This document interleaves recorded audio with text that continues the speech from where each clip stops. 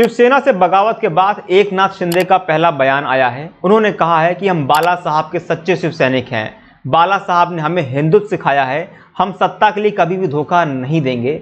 शिंदे के साथ रातों रात मुंबई छोड़ने वाले 40 विधायक जब सूरत के लॉ मेडन होटल पहुंच गए तब लोगों को खबर लगी।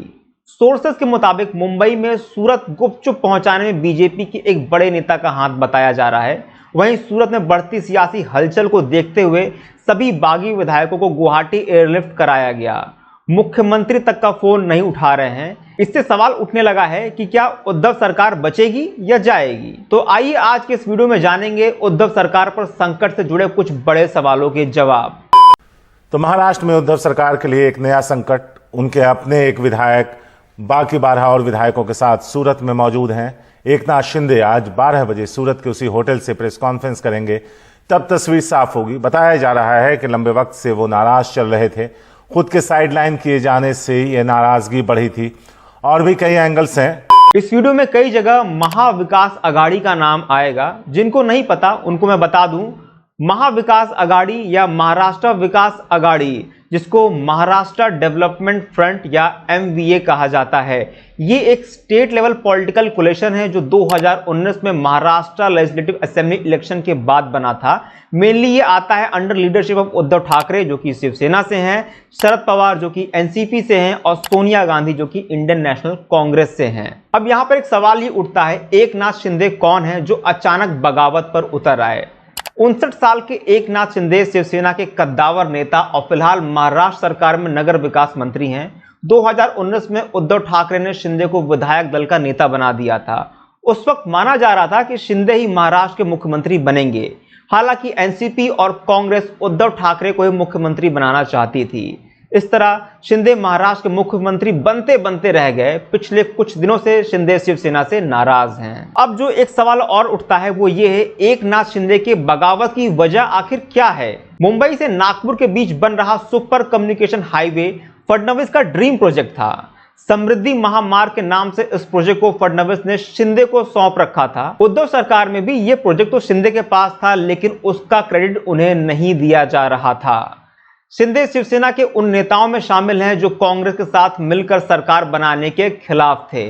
इस खेमे का कहना है कि उद्धव ठाकरे ने CM बनने के लिए कांग्रेस से हाथ मिलाकर शिवसेना को काफी नुकसान पहुंचाया है। महाराष्ट्र में मोटे तौर पर शिवसेना को मराठों के सेंटिमेंट्स के लिए काम करने वाली हिंदूवादी पार्टी माना जाता है।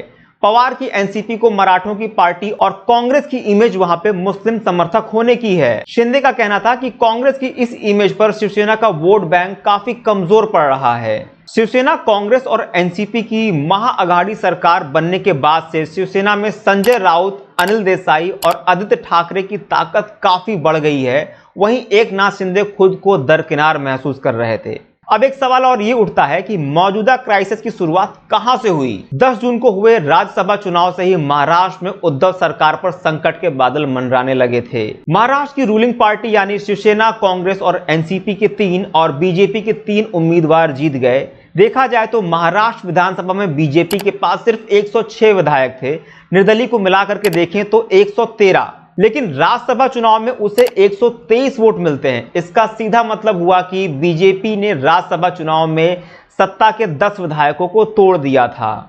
तो MLC चुनाव में 134 वोट मिले हैं, यानी बीजेपी के साथ अब तक सत्ता पक्ष के 21 विधायक आ गए थे। अब एक सवाल और ये उठता है, उद्धव सरकार कैसे बनी थी, फिलहाल किसकी कितनी इसमें हिस्सेदारी है। महाराष्ट्र की 288 विधानसभा सीटों पर 2019 में चुनाव हुए थे। इस चुनाव में बीजेपी 106 विधायकों के साथ राज्य की सबसे बड़ी पार्टी बनकर उभरी थी। चीफ मिनिस्टर की कुर्सी को लेकर के शिवसेना और बीजेपी गठबंधन पे बात नहीं बन पाई। ऐसे में 56 विधायकों वाली शिवसेना ने 44 विधायक वाली कांग्रेस और 53 विधायक वाली NCP के साथ मिलकर के सरकार बनाई। अब एक सवाल ये उठता है कि कितने विधायक टूटने पर गिर जाएगी उद्धव की सरकार। अगर हम 2 सिनेरियो के बेसिस पर जाने तो उद्धव सरकार को खतरा है। सिनेरियो नंबर 1, अगर 25 विधायक टूटते हैं, 170 में से 25 विधायकों के समर्थन को घटा भी दें तो 145 विधायकों का समर्थन अभी भी महाविकास अघाड़ी के पास है। ऐसे में महाविकास अघाड़ी के 25 विधायकों को टूटने से फिलहाल कोई खतरा सरकार पर नहीं दिख रहा है, लेकिन ये आंकड़ा बढ़ा तो उद्धव सरकार खतरे में आ जाएगी। अब बात करते हैं यहाँ पे सिनेरियो नंबर 2। अगर 30 विधायक टूटते हैं तो क्या होगा?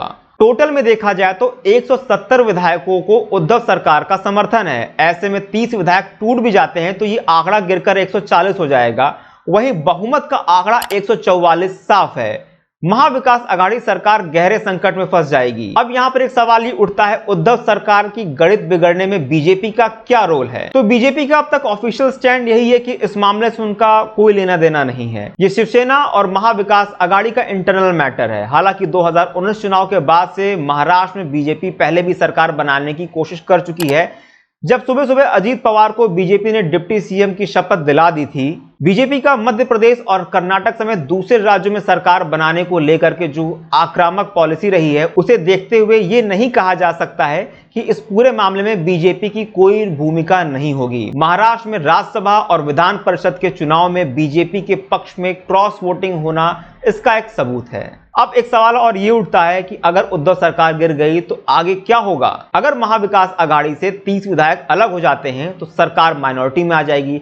ऐसे में ऑपोजिशन पार्टी बीजेपी सदन बुला करके नो कॉन्फिडेंस मोशन लाने की कोशिश करेगी। ऐसे हालात में गवर्नर का रोल सबसे इंपॉर्टेंट होगा। अगर सदन में बहुमत साबित करने की बारी आती है तो स्पीकर का रोल सबसे इंपॉर्टेंट हो जाएगा। कर्नाटक और उत्तराखंड जैसे राज्यों में ऐसी सिचुएशन आने पर मामला अदालत में भी जा चुका है और महाराष्ट्र में भी इस संभावना से इनकार नहीं किया जा सकता है।